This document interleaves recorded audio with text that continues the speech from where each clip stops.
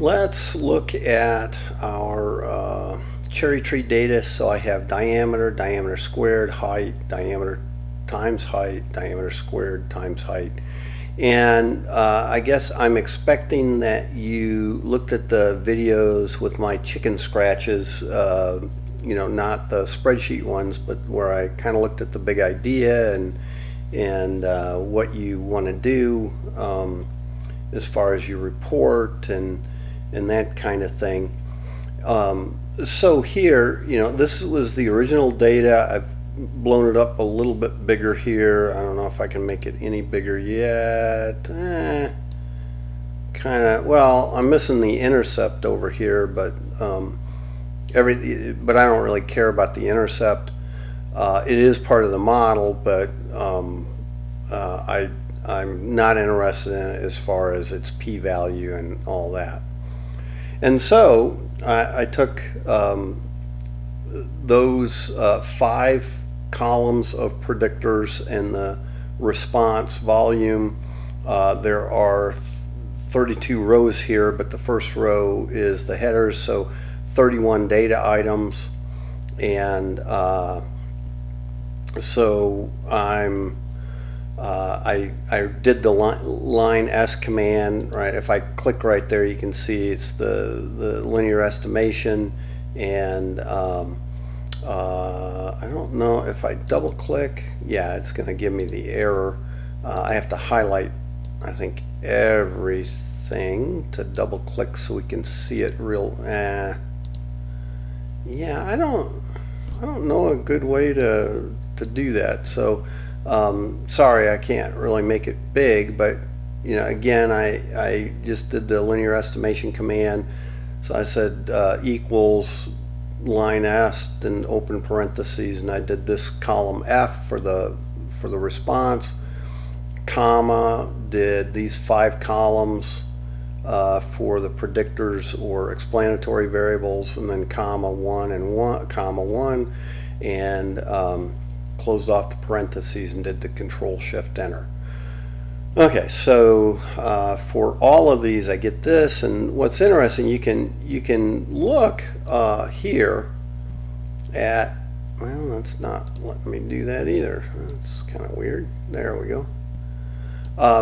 You can look here and see that the slope here is nearly 0, but more importantly, the standard error is way bigger than the slope, and so I know that this is going to have a large p-value, okay, because the standard error needs to be like a half or a third the slope in order to get a decent p-value. The ratio here I need to get a t of around 2 at least, and probably with 31 data items, 31 rows, yeah, that should be enough. And so I look at those and notice all these t-values are less than 1, so I know I'm going to get p-values then that are really big. And so the interesting thing here is that none of these slopes for these columns of data are reasonable. I mean, they all should just be 0 according to these p-values. We should just set them all at 0. Yet, notice the r-squared is 0.978. That's 97.8% of the variance here in the volume is explained by those 5 columns. Yet, the statistically for the dependence says there is none. Okay, well, the problem is we have too many columns of data, and so even though we get this high r-squared, and the adjusted r-squared is still pretty high, and it's going to be, again, because we have enough data. With 31 rows, when we do that adjusted r-squared, we take our n minus 1, so 30 minus 1, 30, divided by the n minus 1, so 30, and then minus the number of explanatory variables, so -5, and I've got the 25 there, to get my adjusted R squared. And yeah, 30 over 25 is not a lot bigger than 1, and so we're going to get about the same adjusted R squared as R squared.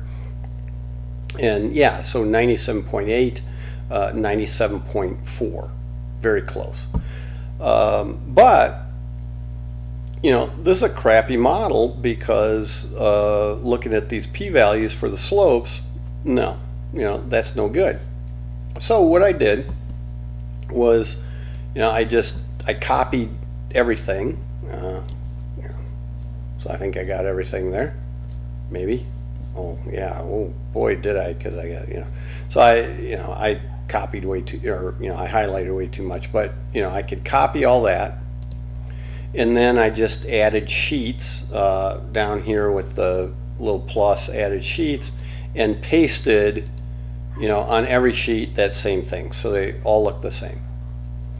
But what I want to do is again, the idea for your report is you want to look at some different models. So one, I suppose, could be the original model that we have here, and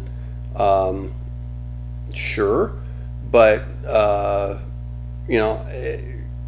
and you could offer that up, but hopefully your response for that model is, no, that's a piece of crap. Well, maybe in your report you shouldn't say it's a piece of crap, but that's the idea. And that's a little too big, so there we go. Now, so what could I do? And again, another model I had suggested was just diameter and height, and so delete this column here and delete those two columns. And actually, the interesting thing is when I just start deleting columns like that, this still works. This is okay. Now, the labels are off, so I've got to fix the labels. And let me go back here. Now, notice what I did. See, here's diameter squared h, diameter squared h, then moving to the left, diameter times height, I have dh, then just height, I have h. And because remember that the explanatory variables are actually written in reverse here, and so you have to be very careful about that. So those are written in reverse, and so I want to fix these, and so I need to make that h, because that's the rightmost explanatory variable. That one is d, and that one is intercept, and I want to get rid of those. And so now, and I don't really need those two numbers, I just need the ones for these, but notice here I get a p-value of 0.01, and here 8 times 10 to the negative 17th, and these are great p-values. So this is a perfectly good model, it looks like. Now notice that my R squared dropped down to 94.79, but again it's the adjusted R squared. But now, if you aren't careful, this adjusted R squared is incorrect. The reason is I have 30 divided by 25, but that 25 came from 30 minus 5. Here, I should just have 30 minus 2, so this should be a 28. And, okay, so here my adjusted R squared is 9.944. Now notice that adjusted R squared, this R squared is lower than this R squared. And in this case, this adjusted R squared is lower than that adjusted R squared. Now that doesn't have to happen. It did in this case. Okay, so so this adjusted R squared is actually better than this one, but if you choose all 5 of those variables in your model over these 2, I will say you're wrong. Now, for a bunch of other choices, you know, it's really your choice. I mean, you want to talk about it and you want to justify why, but in this case, this is an easy one. If you choose all 5 columns for your model and you say, well, you want some, you know, minus 0.00176 times diameter squared h, or height, you know, plus 0.103 diameter times height, plus, you know, or minus in this case, I guess, and so forth, and you say, hey, that makes the most sense to me because I get this nice high adjusted R squared and so forth. Well, you're wrong, because look at those p-values. You know, these are crap coefficients up here, and they should all be set at 0.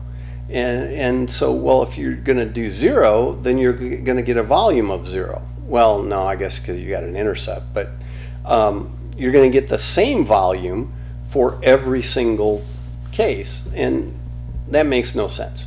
So, you know, this would be a very bad model to choose.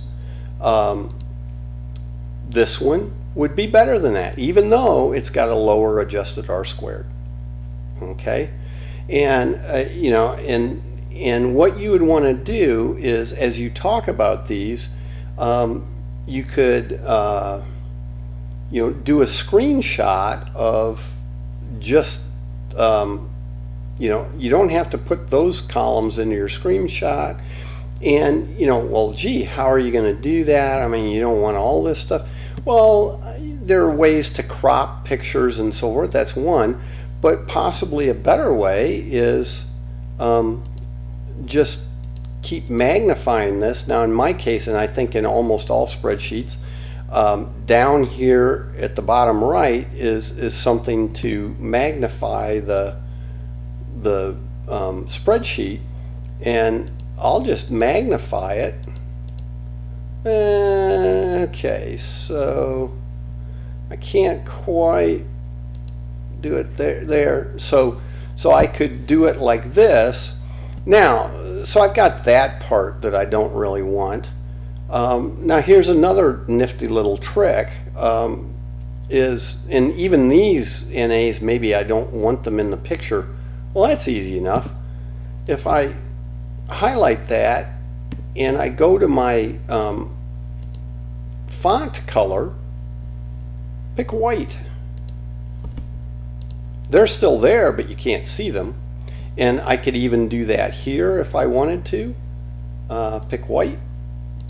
And there you go. Now I take a screenshot of this whole thing, and I don't have a bunch of wasted space, and you know, and I make it the whatever size I need for my report, and there you go. So, you know, for each model you want to do something like that. Now that's way too big to see what the heck we're doing, so I'll take it back down. Okay, so there was another model, and you know, we had the diameter squared times height, so you know, that's another possibility. So I will just delete all those columns, and again, this automatically just fixed everything up there. This is correct, d squared times h, but this is the intercept, and need to get rid of those. Now you can't get rid of these. If you try deleting those, you'll just get an error because you can't delete part of vector command.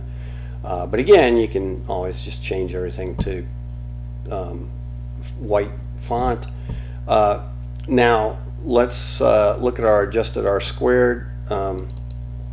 Okay, again, I only have one column, so this should be 30 minus 1, or 29.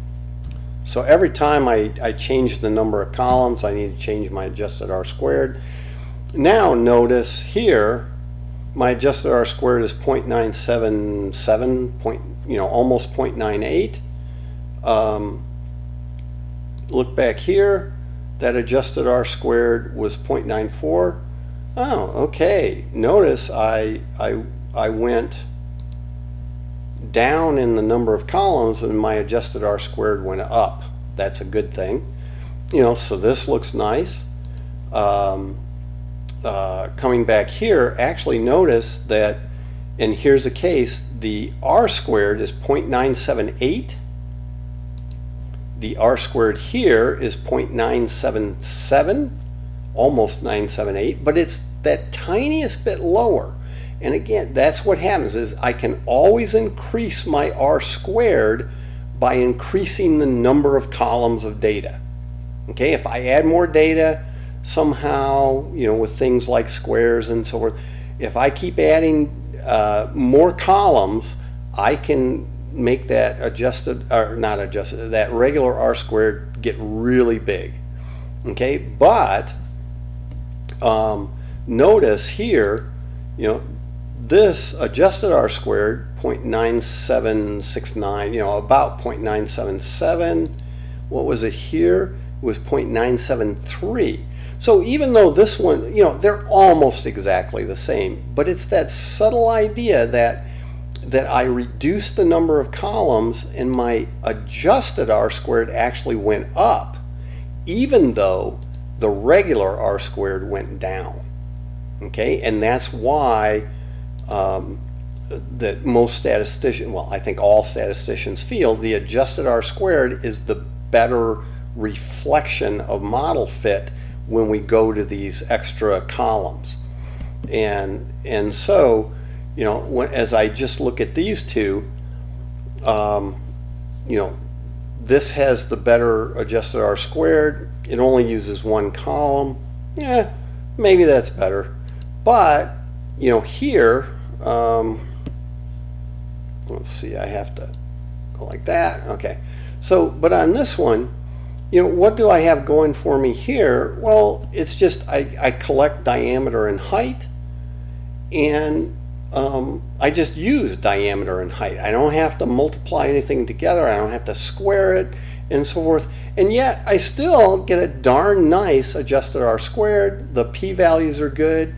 0.014 and and basically 0 here for the diameter. Now notice diameter actually in some ways seems more important, just in that one, it's got a bigger slope. Okay, so it maybe seems a bit more important that way. And the other is p-value is basically 0, whereas this is a nice p-value. It's small, but it's still 0.014. And so again, in what I had talked about is maybe the model of d and d squared, using the columns of diameter and diameter squared instead of height. And that's what you could do here. You could just take these first two columns, get rid of these other three, and see how that does, right? So I'm not going to do as much with that, but delete columns. And of course this adjusted R squared is incorrect. But now I know it can't be any bigger than the R squared, so I know it's no bigger than 0.96. But as I look at the p-values now, you got to be careful how you read these. But notice what happens is when I go to d and d squared, so remember that this first one is d squared, the second one is d, because they're in reverse order. When I go to d and d squared, all of a sudden, the d squared is much better than the d, and the d is actually not significant. But in this model, the d was, oops, wrong model. In this model, the d was the most significant of the two, right?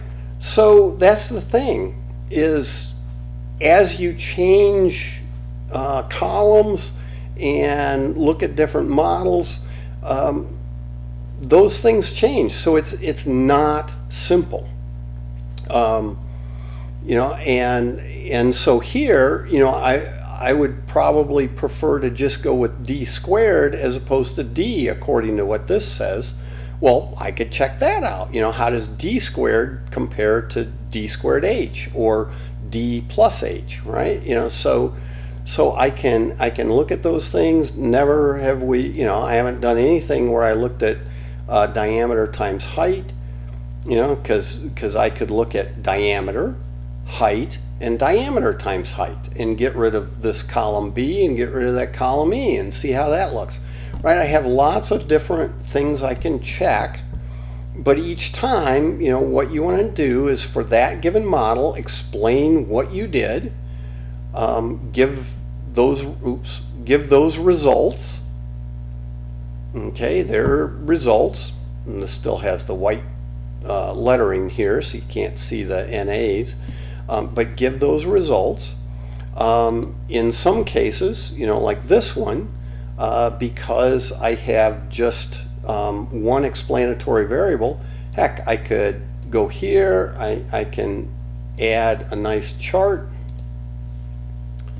I'll do a scatter plot, and you'd want to put titles and so forth, but wow, that looks like a straight line, right?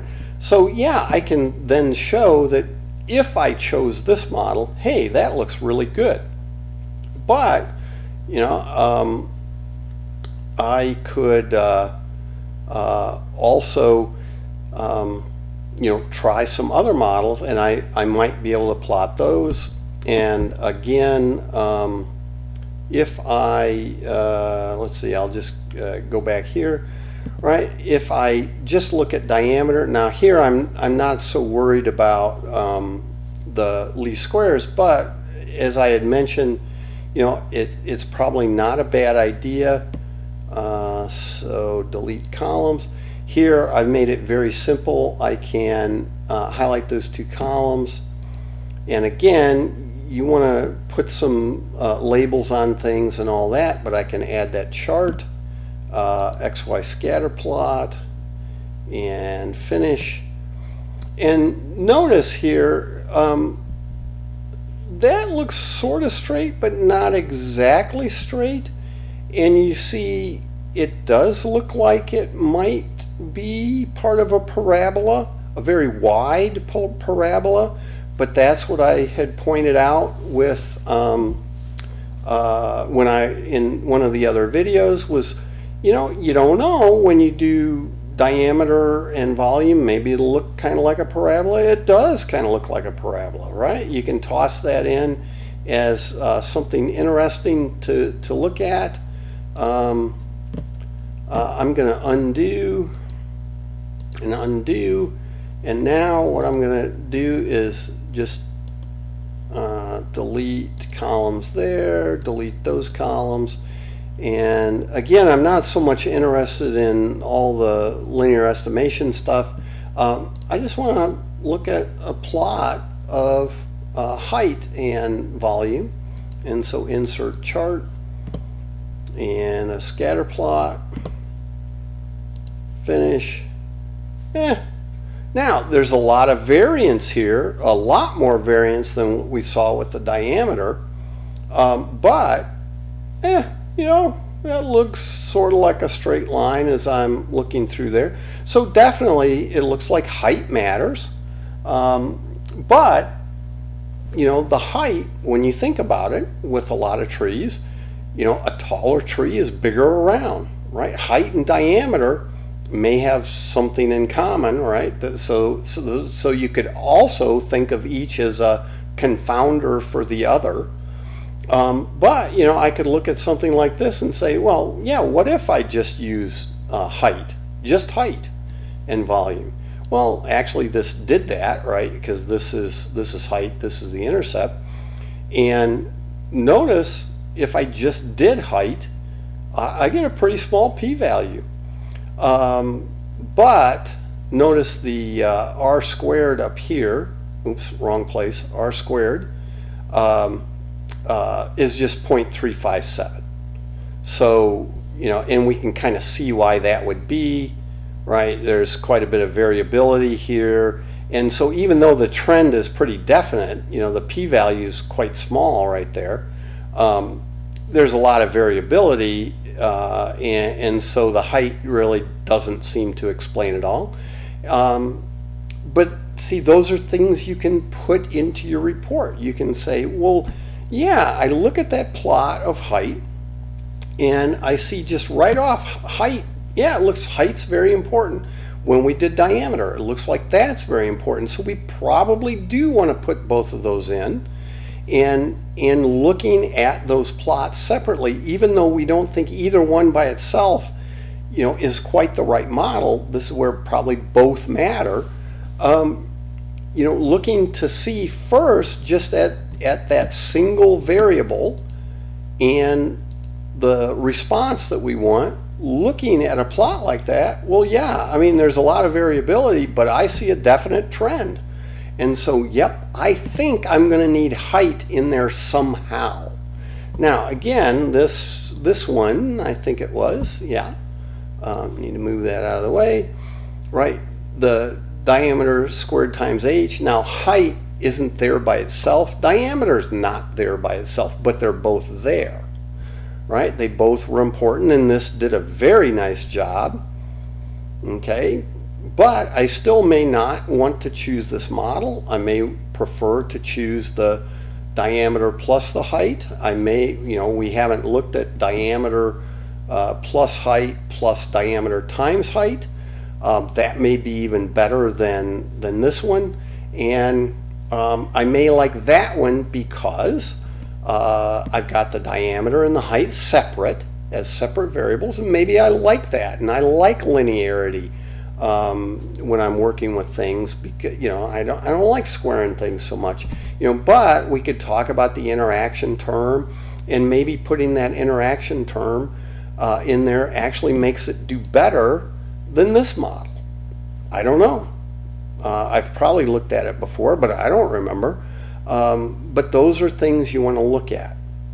And what you want to do for each model that you decide to put into your project, at the very least, you're going to want to put that kind of information in there so you can talk about it. So you don't just say, oh, look, there's the answer. You say, here is the results that I got. Look at figure whatever to see those, and then you talk about them. You talk about those p-values and what they mean, and actually here it's kind of interesting. I just noticed this. According to this, we probably should set the intercept at 0, right? Because the p-value is really, really big. Usually I don't really worry about it, but in this particular case, because as I talked about in the other videos, this is really the formula for a cylinder. Oh, that's kind of neat, because it wouldn't have that intercept with it, or doesn't look like we would need it. We could take that out of the mix and look at a model that way. And you're free to do that. Again, that's that first one. You just change it to a 0, and this intercept part won't be there. Let's see. So, you want to, at the very least, show those results, talk about them, but where you can put in plots like this plot, or like, height and volume, diameter and volume, those kind of plots, you want to put those in because they tell a more complete story. And again, that's what we're trying to get you to do, is don't just superficially look at a picture and go, oh, that's neat. Now, think about what that's telling you. I see the upward trend, but I see the variability in the y value. So I would expect this to have pretty good p-value for the slope, but I would also expect the r-squared or adjusted r-squared not to be great, just because there's a lot of variability in the y. And my hope would be that there might be something else to help me explain some of that variability away. And it turns out we do have that. We can get the r-squared up higher. Now, I'm talking about the R squared here partly because we only have one explanatory variable, and also because I didn't go through and fix this one, the adjusted R squared. I didn't change it for having just one variable there. So, or one column there. But you want to do more than just say, oh, look, I put it in a spreadsheet and this is what I got. Explain what it means. And part of that is, if you're truly writing for somebody else, you need to explain to them what you found. And in this case, you're writing for a course.